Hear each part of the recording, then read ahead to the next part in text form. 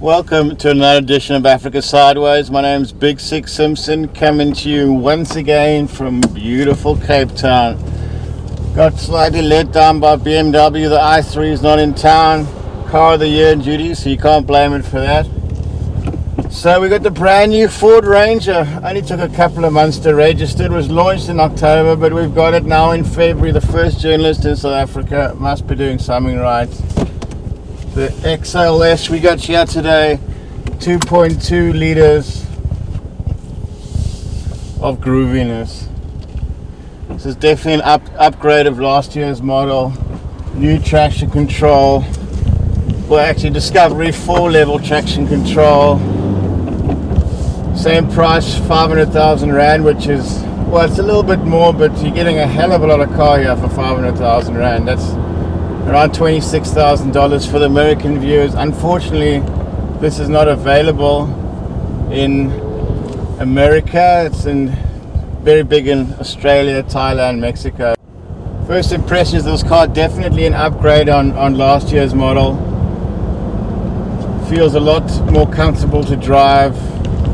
Suspension's definitely a bit softer. The touches, the radio, everything feels, quality feels a lot better on this year's model, and this was the best selling bakkie in South Africa for 2015, and this offering the 2016 model, I don't see that changing. My prediction, the Ranger will still be the best selling bakkie in South Africa at the end of this year.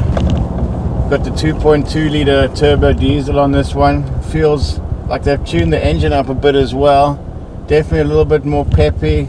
Gearbox feels smoother. The whole car feels like this is normally when you get a new model, you'll get a few cosmetic changes, but it doesn't really feel like a new car. This feels from top to tail like a new piece. The front grill's been redone.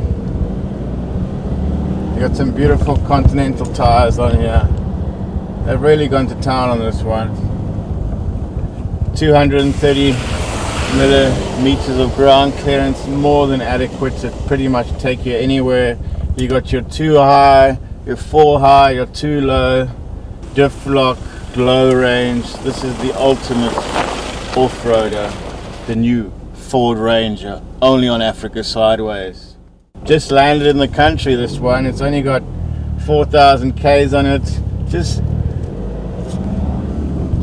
raring to go, to be quite honest. And it's a lovely thing. I've been waiting for months to get my hands on this thing and find it here. Great for power sliding. This car, the back end just wants to slide out all day long when you got the traction control off. When you bury the foot, see, it's all there. You get a nice solid action on this car. Very tight bakkie segment, or pickups as the Americans would say in South Africa. Previously the Toyota Hilux was virtually unbeatable, bulletproof reliability, a bit of a cult favorite here, and in recent years the Ford Ranger, after it got a makeover a couple of years ago, has just been selling like absolute hotcakes. So well done to Ford for that, and they've improved on the product. Normally when you got a best-selling anything, you'll just sit back and count your money. No, Ford have put a lot of money into improving the traction control, improving the off-road ability, making the car more comfortable to drive without having to break the bank on this. This is 500,000 Rand, $26,000. You can hardly get a toaster for that these days. But anyway, for $500,000 Rand, $26,000, you're getting a hell of a lot of bang for your buck. And for my mind, I don't know why this car hasn't been released in America, because the F-150 is a little bit oversized for the modern 2016 sort of world. You need something a bit more downscaled. It would be nice to get the F-150 in South Africa. Hopefully it's coming. In fact, a lot of people have said that the new grille on the Ranger does have an F-150 sort of feel to it, and it does feel wider. The back definitely feels a couple of inches wider, more leg room. So this is approaching that American big truck level of of brutiness, so to speak, while you still got the sophistication. There's a camera on the back for when you're reversing. It's got all the bells and whistles, this car. You can fit about a ton payload on the back for anybody that's planning to use this as a business. Ford have always got bulletproof after sales. A lot of dealers around the world, so you don't have to worry about that.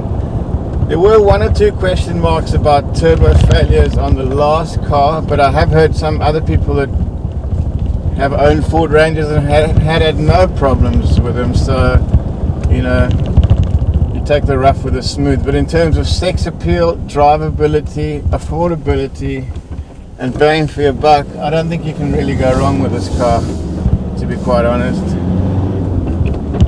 It's all there in bucket loads, so to speak.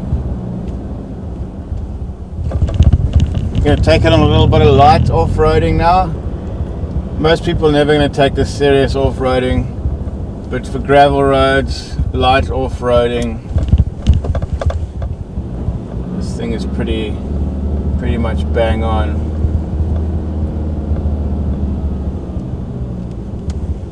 Yeah, we've got it in 2-wheel drive.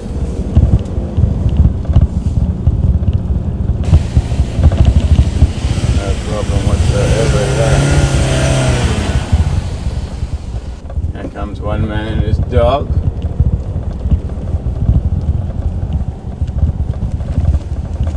Somebody's been doing power slides here. It's on the sandy stuff, not a problem. Even in 2-wheel drive, you're getting a little bit of bounce. So I'll put it into the 4 high here. Let's see how this gets on. Bit of a sand trap here. Not a problem. Up the hill. That's too easy, this. Far too easy for this car.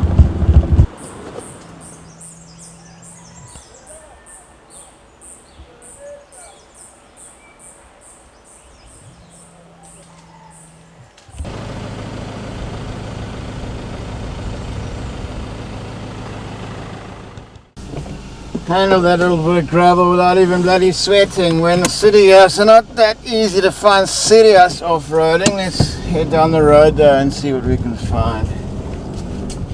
Mate.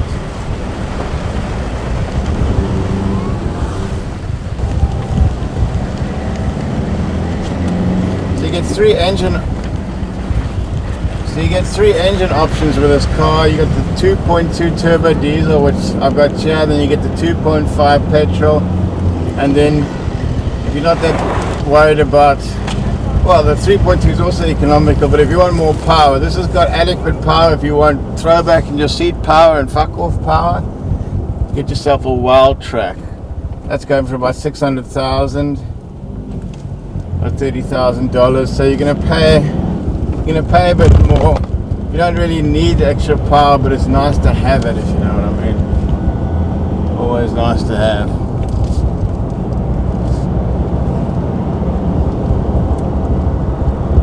Handles very nicely on the open road. Cornering's good. Cornering's very good. Got big high-profile Continental tires in here that do the job and then some. 100 in 4th gear, 3,000 revs. I mean, what more do you want in a car? What more do you want in a car?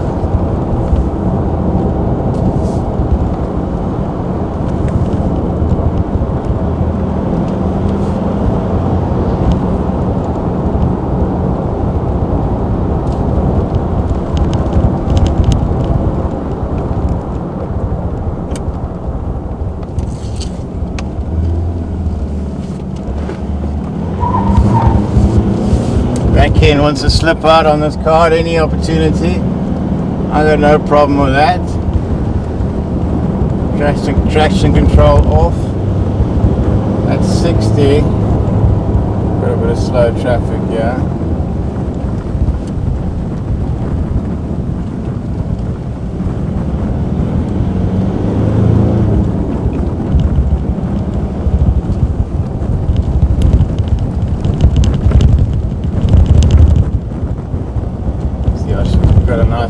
gravel here.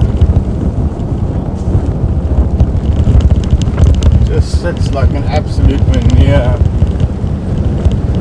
You can feel the traction control is definitely better. It feels more stickier on the road.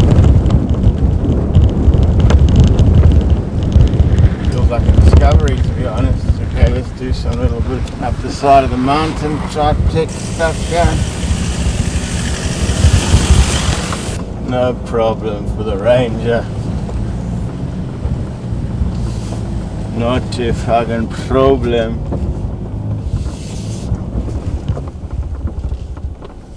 Let's go for the industry standard up the hill test. This car is like an absolute fucking tank. Which is very, very nice indeed. Okay. Got a little uphill section here, probably level 1, 2, nothing fancy. 4 high should do the trick.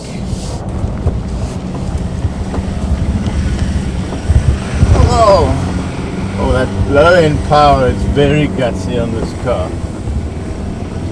Very gutsy indeed. Here's the tricky little bit. Shouldn't be a problem for this car. A little switch back. And here comes the creme de la creme. No problem for the Ranger. None whatsoever fucking ever.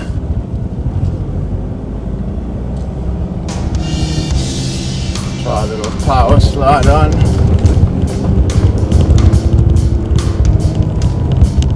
Traction control off. 2-wheel drive. Flick the back end up.